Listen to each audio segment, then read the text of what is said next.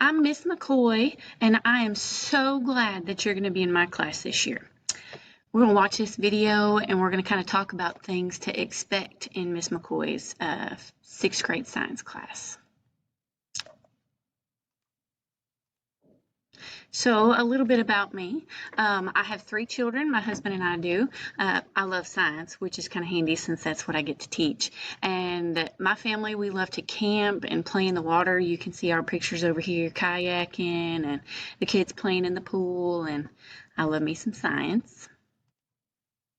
So in my class, we've got some classroom rules, but I don't necessarily call them rules. I call them my 5 B's to succeed. So the first one is to be respectful. The second one is to be kind. The third one is to be responsible. The fourth one is to be positive. We try to keep a positive attitude in here. And the last one's to be prepared. So I think if we can do those 5 things in this classroom, we're just going to have a fantastic day and we'll have a fantastic year. So for every action, there is a reaction. So whether students decide to follow the 5 B's or they decide not to, there's going to be a reaction to that. So for students that choose not to follow the 5 B's, makes me really sad. We'll have a verbal warning. I have a written detention that if you ask a couple of my students from last year, it's not very fun. You got to write out this whole big old long paper.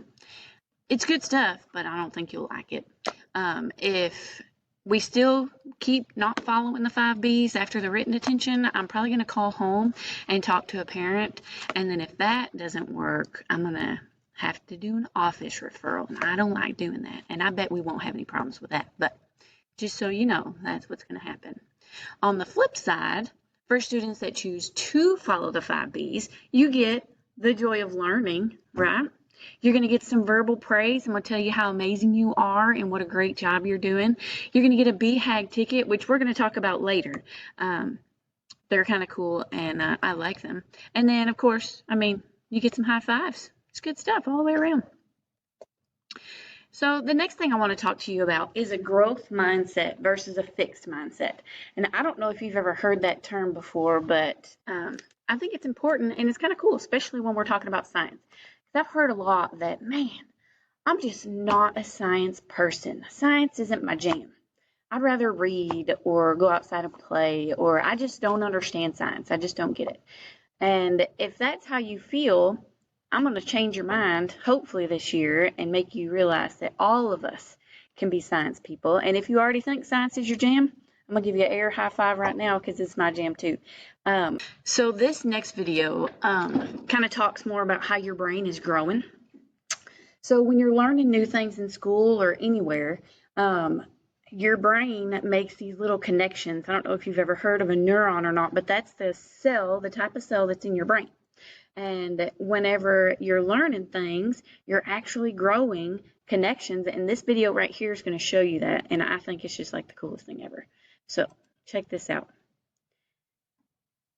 You can see the little stringy looking things making new connections, and it's going to play it again and be in slow motion. I think it's like the coolest thing ever. Feel free to rewind this and watch it again, because now we're learning something, and look at how it's reaching out there. Reaching out, and there they're touching. That's your brain growing.